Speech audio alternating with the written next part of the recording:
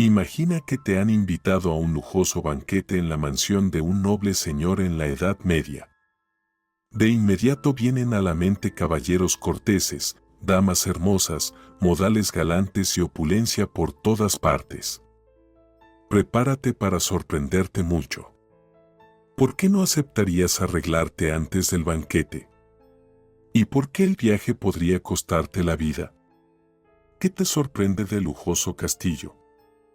¿Por qué llevaban cucharas a un banquete rico, pero en lugar de platos de oro había pan duro en las mesas? ¿La momia de pavo real y el basilisco asado te sorprenden en el menú? ¿Y para qué agregar excrementos de ballena a la comida? ¿Cómo beber vino infusionado con caldo de pollo? ¿Por qué definitivamente no aceptarías visitar un verdadero banquete en un castillo medieval? Así que conoce a nuestra heroína Yolanda. Hace 2 años la casaron. Dejó atrás la vida cortesana alegre y ahora vivía en el castillo de su esposo, lejos de la corte, sus amigas y el caballero Bardelfo que estaba enamorado de ella. La vida en el castillo de su esposo era aburrida. El anciano varón pasaba todo el tiempo cazando, mientras ella se dedicaba a las labores domésticas y la lectura. Y así día tras día. ¿Cómo te entretendrías en la Edad Media? Comparte en los comentarios. En esos tiempos no había internet, ni noticias, ni chismes, ni tendencias de moda, no se podía chatear en redes sociales. Y cualquier viajero ocasional en las puertas del castillo, y mucho menos un juglar o un caballero, eran una verdadera bendición. Los anfitriones escuchaban ávidamente sus relatos, últimas noticias y luego las discutían durante años. Por lo tanto, es difícil describir lo que Yolanda sintió cuando recibió una invitación al banquete de bodas de una de las familias más ricas del país, sus parientes lejanos. Sin banquetes, ningún evento importante pasaba desapercibido en la Edad Media, ya sea una cacería exitosa o el nacimiento de un heredero. En el banquete, vería a su familia, amigas e incluso a él, Bardelfo. Yolanda llamó a las criadas y se puso a embellecerse. Para empezar, les ordenó que le dieran una frente aún más alta. Para ello, las criadas le aplicaron una mezcla de cal y arsénico en el cabello. Esta mezcla mortal realmente eliminaba el vello. Yolanda se miró en el espejo y dijo, ¡ay! La vida en un castillo rural ha arruinado por completo mi belleza. Su rostro estaba adornado con pecas vulgares e incluso, para su horror, con rubor y bronceado. Les ordenó a las criadas que le hicieran una aplicación de cianuro de potasio y también que le afeitaran las cejas y pestañas. Esto se consideraba muy hermoso. Se dejaron caer gotas de belladona en sus ojos para dejar a todos perplejos con una mirada inusualmente expresiva. Estas gotas dilataban las pupilas y realmente daban un brillo especial a los ojos. Yolanda no sabía que una sobredosis constante podría llevar a la ceguera, la locura e incluso a la muerte. Después de pensarlo, eligió un vestido verde. Y este también era peligroso. Para que la tela adquiriera un hermoso tono verde, se agregaba arsénico al tinte.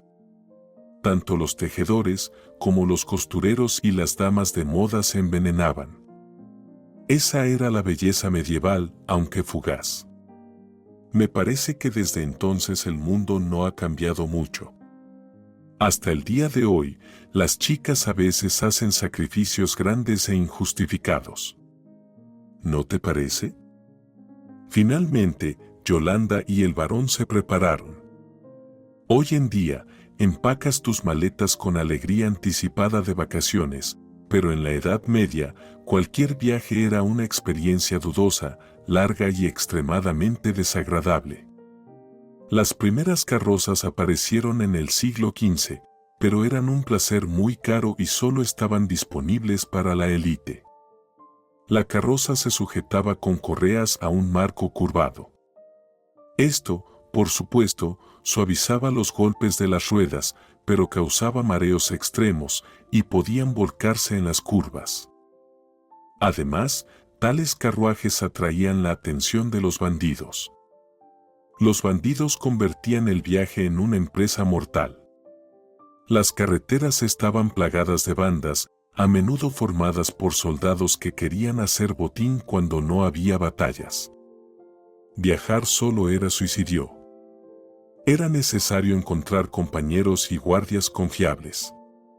Nuestros héroes partieron acompañados de un séquito de sirvientes. Finalmente llegaron al castillo. Según el ceremonial, en la entrada a las tierras de nuestros héroes, el propio Señor los recibe. Ayudó al varón a bajar del carruaje y a nuestra baronesa a salir. Ordenó a los sirvientes que recogieran las armas de los invitados y que cuidaran de sus caballos. Al sonido del cuerno, los invitados se dirigieron al salón donde se celebraba el banquete. Si ante tus ojos pasan imágenes románticas, quita el velo y observa más de cerca. Suben por la escalera de piedra y por pequeños pasillos donde vuelan los murciélagos y corren las ratas bajo sus pies. Para mí, es un verdadero infierno en la tierra. En el gran salón de banquetes, donde el anfitrión siempre celebraba los festines, siempre reinaba la penumbra. Las ventanas talladas en los gruesos muros eran diminutas y además estaban selladas con vejigas de buey para protegerse del viento. El vidrio, que en esa época tampoco era muy transparente, era increíblemente caro, y solo los reyes y duques podían permitirse acristalar las ventanas. Para conservar el valioso calor en invierno, las cubrían con contraventanas y las únicas fuentes de luz eran antorchas y chimeneas. Durante el invierno, el castillo estaba impregnado de humo, hollín y ceniza que hacían difícil respirar. Era oscuro, sombrío y siempre frío, incluso en las habitaciones del castillo que estaban encima del salón. El banquete para los anfitriones era un asunto de suma importancia. Era crucial no quedar en ridículo ante los invitados. A veces, el banquete podía costar una fortuna. Había tanta variedad de platos que en algunas ciudades incluso los limitaban por ley, como lo hicieron en 1330 en Florencia. El reglamento limitaba la comida en los banquetes a 20 platos diferentes. ¿Cómo no ir a la quiebra después de eso, considerando la cantidad de personas que asistían? Por lo general, la preparación para el banquete comenzaba una semana antes. Aunque también había banquetes más espontáneos en la historia que debían celebrarse al día siguiente. Por supuesto, los banquetes más lujosos los celebraban los reyes. Uno de los primeros chefs de la historia, Guillaume Tirel, describió detalladamente todas las peculiaridades de la cocina francesa del siglo XIV en el famoso Tratado Le Viandier. Fue el principal chef del primer rey de Francia, Felipe IV, y dejó mucha información sobre cómo se celebraban los banquetes reales. En 1330, el rey de Francia tenía 75 cocineros, 33 catadores de vino y 21 panaderos. En los banquetes de los duques de Borgoña en el siglo XV se reunían hasta 300 invitados. Se quedaban durante 2 a 3 días. Y ahora imagina cuánto comían, considerando que 30 personas, que son 10 veces menos, consumían en 3 días 40 cerdos, 4 terneros, 80 pollos, 10 cabras, alrededor de 25 cabezas de queso, 210 pasteles y bizcochos, casi 2000 dulces y 450 litros de vino. El pan y el agua no cuentan. Y ahora multiplica todo eso por 10. Bueno, y Yolanda entra al salón con el corazón latiendo rápido. Ve muchas caras conocidas, sus amigas, cortesanos, pero aún no puede ver a Bardelfo con la mirada. Finalmente, desde la torre más alta, suena la trompeta. Esto significa que todos los invitados están reunidos y comienza el banquete. Yolanda se esfuerza por no mostrar su tristeza mientras toma su lugar. Los invitados se sientan según su linaje. En principio, este tipo de disposición todavía es relevante en nuestros días. Para que los invitados no peleen. Si ante tu imaginación se presenta una imagen de un banquete galante, conversaciones refinadas y modales nobles, debo decepcionarte. Contrario a la creencia común sobre los horribles modales de los caballeros medievales, todo no era tan malo, pero tampoco era tan bueno desde el punto de vista de las normas actuales. Sí, por supuesto, todos los presentes se lavaban las manos antes de comer, ya que a menudo comían con las manos. Pero con la vajilla individual había problemas. La comida para 2 personas se servía en un solo plato, y todo esto en una época en la que había muchas enfermedades contagiosas peligrosas y no existían las vacunas. En esa época no se usaban tenedores, los consideraban tridentes del diablo. Cada invitado traía consigo su cuchara y cuchillo. No había suficientes utensilios individuales para todos los invitados. Ni siquiera todos podían permitirse comer de platos. Los platos en la Edad Media se hacían de pan duro, que se comía junto con lo que había encima, o se les daba a los plebeyos. No estaba prohibido limpiarse las manos en la servilleta, pero antes de eso, debías lavártelas. Los requisitos para tener buenos modales apenas han cambiado desde entonces, excepto por un punto interesante. A las damas no se les permitía mostrar a todos su excelente apetito en el banquete. Se esperaba que las mujeres comieran poco, mucho menos que los hombres, para mantenerse como hadas etéreas. Hoy en día, por el contrario, una mujer con un apetito saludable es más valorada. Otra característica encantadora de los banquetes de ese tiempo era el miedo perpetuo a ser envenenado. Los venenos eran un medio popular y fácilmente accesible para resolver todos los problemas familiares o estatales. Ni los nobles ni los clérigos dudaban en recurrir a los venenos. El miedo a ser envenenado estaba en todas partes en la Edad Media. Por eso, todos los platos y vinos servidos a las personas importantes en el banquete siempre se probaban. Sin embargo, había un super recurso. A cada copa se le ataba un cuerno de unicornio, que supuestamente se oscurecería por el contacto con el veneno. Pero como no había suficientes unicornios para todos los que temían ser envenenados, colgaban colmillos de narval o morsa. Y ahora prepárate.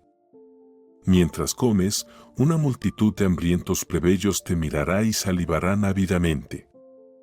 El caso es que los anfitriones de los banquetes creían que aquellos que no estaban comiendo estarían contentos de al menos ver. Por lo tanto, siempre reservaban lugares en el salón del banquete para la gente común, que aunque no podía probar todas esas maravillas, al menos podía ver cómo otros las comían. Y de paso, disfrutar de los espectáculos, escuchar a los juglares y, si tenían suerte, recibir sobras de la mesa de los señores. Sin embargo, a veces, tanta generosidad de los señores no llevaba a nada bueno. Por ejemplo, durante el banquete en honor a la coronación de la amada esposa del rey Carlos VI, Isabel de Baviera, los cansados espectadores que simplemente observaban se precipitaron hacia las mesas con tanta fuerza que los guardias no pudieron detenerlos.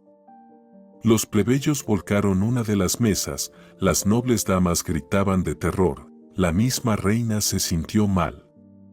En resumen, todo ese alboroto apenas pudo ser detenido. Pero eso no es todo. El banquete en honor a la coronación de Enrique V como rey de Francia fue un desastre total. Los hambrientos plebeyos simplemente se abalanzaron sobre las mesas, empujando a las nobles damas y enviando a sus caballeros lejos de ellos, se sentaron en sus lugares y comenzaron a comer ávidamente todo lo que veían. En medio del caos, los carteristas merodeaban hábilmente. El evento fue un fracaso. ¿Te gustaría asistir a un evento tan alegre? Me encantaría saberlo. Pero ahora volvamos a nuestra heroína. El banquete en el castillo del palacio siempre seguía un estricto ritual. Primero servían aperitivos, luego los cambiaban por sopas. Pero esto no es en absoluto lo que pensaste. En la Edad Media, las sopas no eran como los modernos platos principales, sino cualquier alimento hervido o guisado en salsa. Y por cierto, la palabra sopa no significaba líquido, sino trozos de pan con los que la empapaban. De ahí que las sopas fueran excepcionalmente diversas. Las fuentes medievales llaman a las sopas estofados de carne de cerdo, pollo con especias y una salsa espesa de almendras. Los condimentos para estas sopas eran almendras, jengibre e incluso caramelos. Por supuesto, también había mucha caza en el banquete. Pero a los aristócratas no se les sorprendía con corzos y jabalíes. En cuanto a la exótica, los roedores crujientes eran populares en los banquetes de la Edad Media, e incluso erizos, cuya carne, según se creía, ayudaba con el dolor de garganta y la lepra. Los erizos se rellenaban con especias y se horneaban en masa. ¿Qué plato te atreverías a probar? En uno de los libros de cocina más antiguos conocidos del siglo XIV se presenta la receta de una papilla dulce con leche de almendras, trigo y delfín. En la cocina también se valoraba una cierta ámbar gris.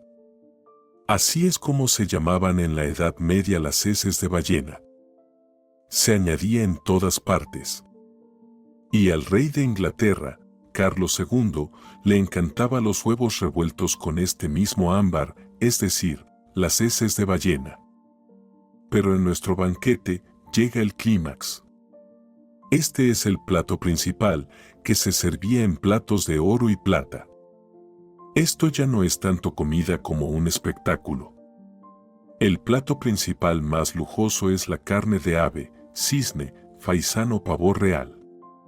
Los cocineros medievales se las arreglaban para preparar el ave de tal manera que pareciera viva. Para esto, con cuidado se les quitaba la piel con plumas, se doraban en el asador y luego se las arreglaban para volver a ponerla, estirando las plumas y servirla en la mesa.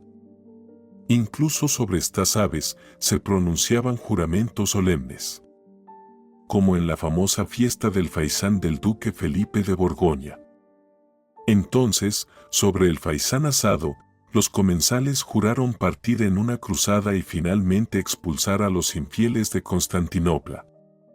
Pero lo más interesante es que este plato tan hermoso no era comestible.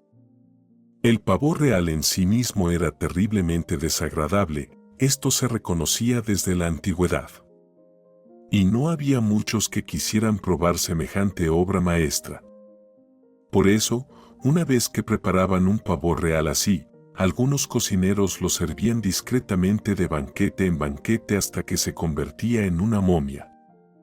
Pero el famoso cocinero Chicard de los duques de Saboya se las arregló para poner la piel de pavo real en un ganso, lo que deleitó a todos los gourmets presentes, que finalmente probaron el hermoso plato.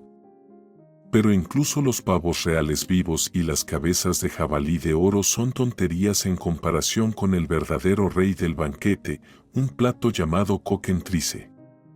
Este monstruo mítico se consideraba mágico, un pariente del basilisco. Resulta que pudieron encontrarlo y derrotarlo por el bien de los invitados al banquete los valientes cocineros. Parecía realmente inusual y había muchos deseos de probarlo. Después de todo, luego podrías contar sobre eso hasta la vejez. Pero en realidad era una criatura cocida de mitad gallo común y lechón. Por supuesto, las costuras estaban disimuladas y toda esta grandeza estaba pintada con tintes y se veía fantástica. Pero nuestra heroína se estremeció. Al otro lado de la sala finalmente lo vio. Había 300 invitados en el banquete y fácilmente podrían no encontrarse. Él también la vio y ahora no apartaba la mirada.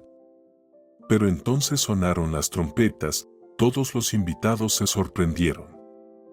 A la sala de banquetes trajeron una gallina con armadura de caballero, que montaba un cerdo.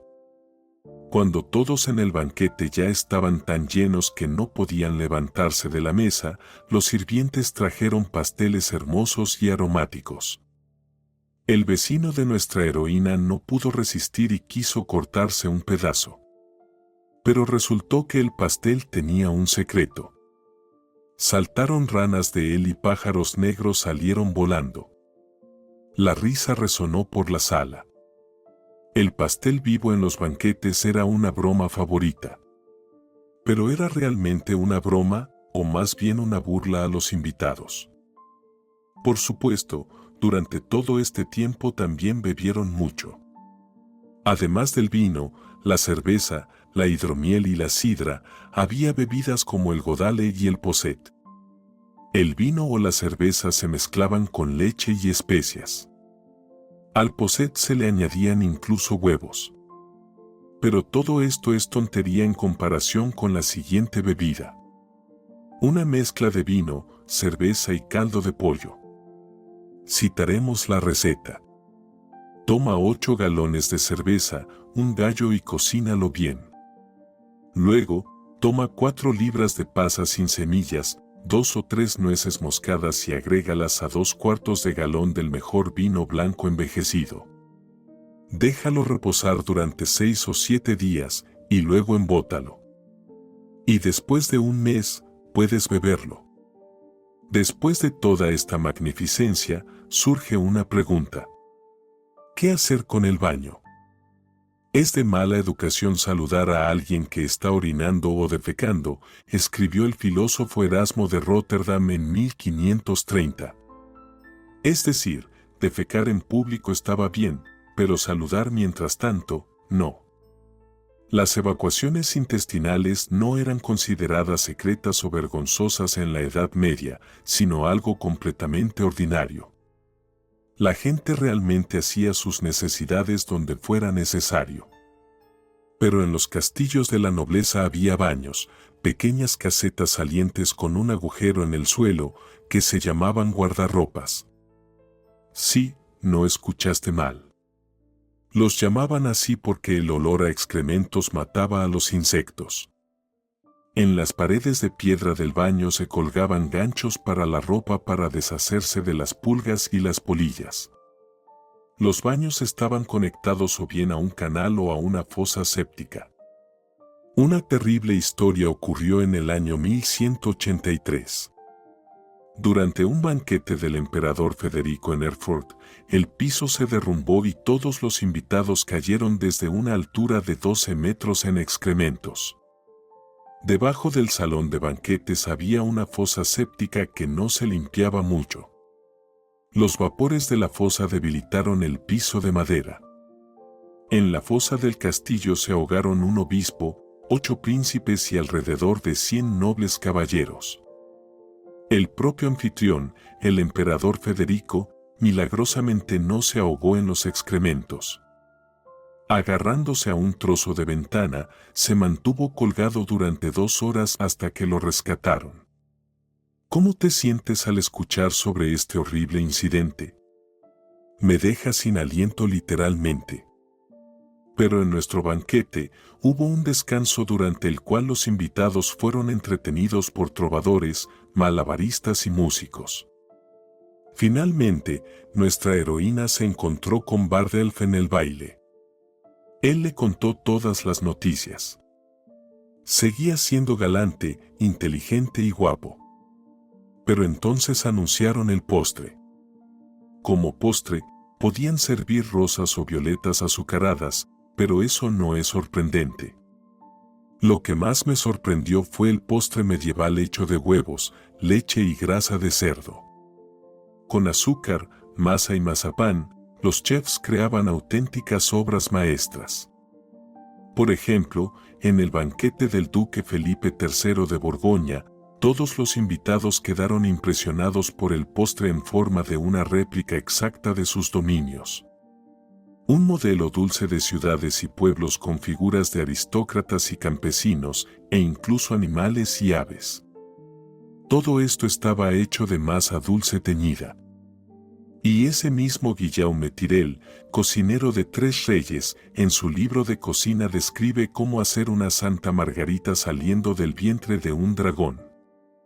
En comparación con toda esta magnificencia, ¿cuál crees que fue el plato más lujoso? El helado. Solo se servía a reyes coronados o a la más alta aristocracia. El auténtico lujo medieval era incluso alquilar una piña. Sí, en la Edad Media la piña era una rareza. Las frutas exóticas eran muy caras, pero la piña se consideraba la más inusual y prestigiosa. No se comía, se presumía de ella para impresionar a los demás. Pero como comprar tu propia piña era muy caro, simplemente las alquilaban para la mesa. Nuestro banquete llegó a su fin. Yolanda estaba a punto de dejar el castillo con el corazón apesadumbrado. Si alguna vez verá a aquel que hacía que su corazón latiera más rápido, es desconocido. Antes de partir, recibió de él un poema en el que él elogiaba su belleza. Qué contraste con la naturaleza tosca de su anciano esposo. Los tiempos eran duros, pero siempre había lugar para relaciones románticas. Si te gustó la historia, dale me gusta, suscríbete al canal y no te olvides de dejar comentarios. Nos vemos en nuevos videos.